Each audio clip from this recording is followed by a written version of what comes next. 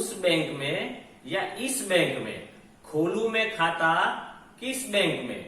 कोई कहे यस, कोई कहे नो, कोई कहे खोलो बस स्विस बैंक में। ये मैं बिल्कुल बता रहा हूं क्योंकि एफआरडीआई बिल और एफएसडीआर बिल की हम बात करने वाले हैं। मेरा पैसा और आपका पैसा और हमारा पैसा सुरक्षित नहीं होगा बैंकों में। अगर ये बिल पास हो गया तो वो क्या है वो जानने के लिए आप अंत तक वीडियो देखे रहिए।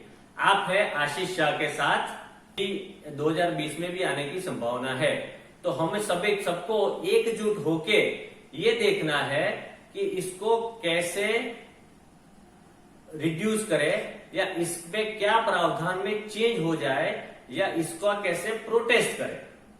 तो हमें पहले समझ लेते हैं एफआरडीआई बिल क्या है। इस बजट में अपने वित्त मंत्री श्रीमती निर्मला सीतारामन उन्होंने बताया कि they are thinking on FRDI bill. अब एफआरडीआई बिल क्या है उससे पहले जान लेते हैं एनपीए क्या है।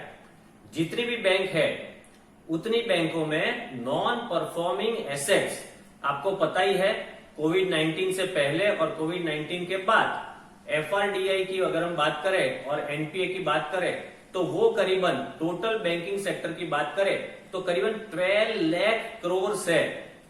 अब वो जो नॉन परफॉर्मिंग एसेट्स है वो क्यों हुई? क्योंकि बैंकों ने अपना पैसा नीरव मोदी, अनिल अंबानी जी, विजय माल्या, मेहुल चौकसी ऐसे लोगों को पैसे दिए। अब वो पैसे रिजर्व बैंक से आएंगे या इन्वेस्टर से आएंगे, आइए देख लेते हैं। दो तरह के पैकेज होते हैं, बेल आउट और बेल इन। अभी तक की बात करें एफआरडीआई बिल से पहले की अगर बात करें तो बेल आउट पैकेज होता था।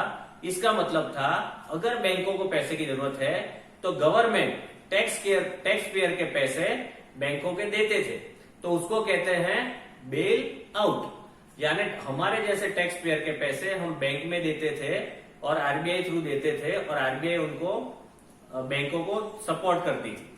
अब ये जो नया आया है उसमें रिजर्व बैंक ने बताया और फाइनेंस मिनिस्ट्री ने बताया वो एक रिजोल्यूशन कॉर्पोरेशन बनाएंगे। वो 11 लोगों की टीम होगी, उसमें SEBI, RBI, finance ministry, PFRDA, IRDA और 3 फुल टाइम गवर्नमेंट एम्प्लॉय होंगे और 2 इंडिपेंडेंट गवर्नमेंट डायरेक्टर के होंगे। तो ऐसे लोगों को 11 लोगों की बनी हुई रिजोल्यूशन कमेटी जितनी भी बैंक है उसमें 1, 2, 3, 4, 5 कैटेगरी में डिवाइड करेंगे। और जो सबसे क्रिटिकल है उसमें रिजोल्यूशन कमेटी क्या करेगी? वो करेगी कि जितने भी खातेदार है उनका जितना पैसा है उसको बेल इन में यूज कर सकते हैं। एग्जाम्पल के तौर पे समझते हैं, सपोज एक बैंक है जिसमें अलग अलग लोगों के पैसे हैं। सपोज एक अशोक भाई है, उनका 5 लाख रुपया वहां पे जमा है एफडी और सेविंग बैंक में। तो वो 5 लाख रुपए के सामने बैंक ने किसी आलिया मालिया को पैसे लोन पे दिए और वो आलिया मालिया भाग गया। तो बैंक के जो पैसे गए वो ऐसे लोगों का जो डिपॉजिट था उसमें से यूटिलाइज किया जाएगा अगर रिजोल्यूशन कॉर्पोरेशन इस बैंक को वीक यानी कि क्रिटिकल डिक्लेयर करेगी। तो आपको समझ में आ रहा है ये बहुत बड़ा खतरा है। मेरा और आपका पैसा कहीं ना कहीं किसी न किसी बैंक में पड़ा है तो उस बैंक का रिस्क हमारे ऊपर आ जाएगा। तो सबसे पहले आपको ध्यान रखना है कि बैंक जो कोई स्ट्रांग बैंक में आपको पैसा रखना है। दूसरा इंपॉर्टेंट पॉइंट, इस बजट का एक जो प्रावधान था कि deposit guarantee and insurance committee का था कि अगर कोई बैंक डिफॉल्ट करती है तो पहले 1 लाख रुपया मिलता था डिपॉजिटर का इंश्योरेंस के तौर पे, अभी इस बजट के बाद 5 लाख रुपया मिल रहा है। लेकिन अगर ये एफआरडीआई बिल पास हो गया तो ये 5 लाख की कोई वैल्यू नहीं रहेगी। अगर आपकी बैंक वीक है तो वो 5 लाख के गारंटी साइड में हो जाएगी। उससे ऊपर रिजोल्यूशन कॉर्पोरेशन वो कुछ कर सकते हैं और हमारा पैसा, इन्वेस्टर का पैसा, खातेदार का पैसा वो यूटिलाइज कर सकते हैं। अब ये जो सपोज अशोक भाई का 5 लाख रुपया जो पड़ा है वो रिजोल्यूशन कमेटी डिसाइड करेगी कि वो 5 लाख रुपए में से अभी 50,000 मिलेगा या 1 लाख मिलेगा या 1 रुपया मिलेगा या 3 लाख मिलेगा या 5 साल बाद मिलेगा, तो ये सारा प्रावधान हमें समझना है।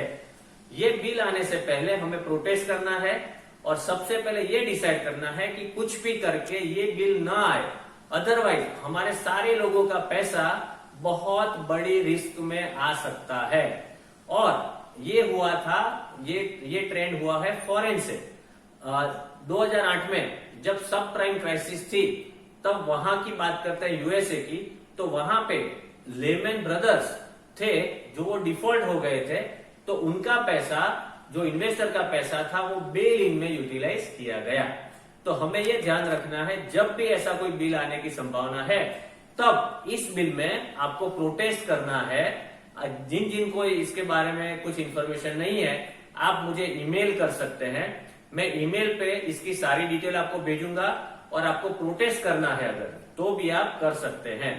सबसे बड़ा लास्ट में मैं बताना चाहूंगा, हिंदी फिल्म का जो डायलॉग है, माल है तो मोहब्बत है, माल खत्म मोहब्बत खत्म।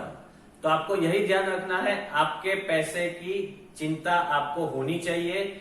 अब यही आप हमें देखना है कि कितना जल्दी ये FRDI बिल आ सकता है, या हम सब प्रोटेस्ट करके उसको वापस रिफ्यूज कर सकते हैं। आप थे आशीष शाह के साथ। अगर आपको ये इंफॉर्मेशन सही लगी तो आप मेरी चैनल को सब्सक्राइब कीजिए, लाइक कीजिए और जरूर से शेयर कीजिए। Thank you.